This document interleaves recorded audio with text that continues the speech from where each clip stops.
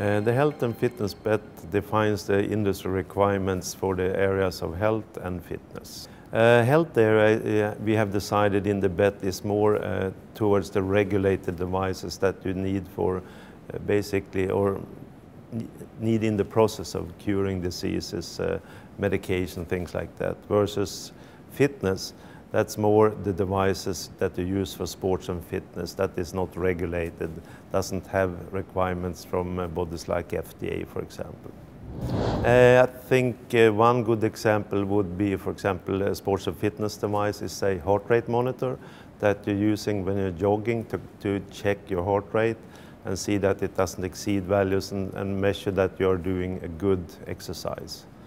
And a typical health device might be, for example, a glucose monitoring device that you measure your blood sugar level and you report that to a website so you can monitor how your blood sugar level fluctuates. So a blood glucose device in the future then has the opportunity through Bluetooth connect to a mobile phone or to a gateway, and that way report the data to a website, to the cloud, so that you can actually monitor the fluctuations over time, and that way also recognize if you have more serious problem earlier than you otherwise could.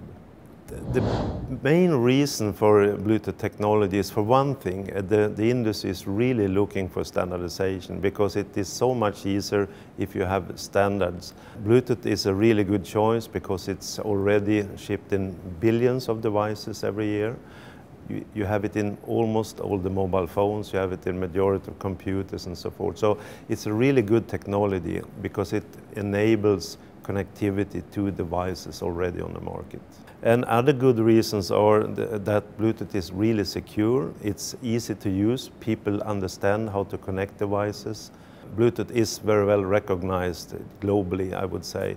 It is a technology that many people have been in touch with and they trust it and they know it's a good technology that works.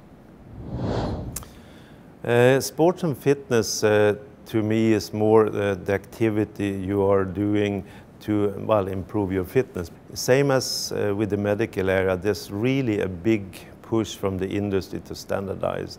Major companies within, say, heart rate sensors and so forth are really keen to make sure that you can connect their devices to the mobile phone, to the computers in a standardized way. And today you can buy, for example, a Polar heart rate belt and their watch and connect it and it works great. And you can add sensors for a bike. But there's also a strong push, I think, from consumers that they are interested in connecting all of these sensors to the mobile phone.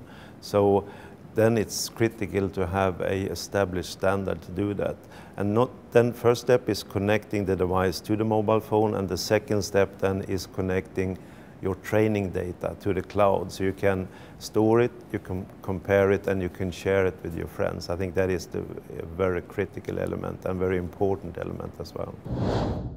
Right, so I don't really see much challenges. I actually see mostly opportunities especially in the fitness area. There's a huge demand for getting these applications connected to the mobile phone. So I think we're really now almost there. The first profiles are appearing and it's just great opportunities.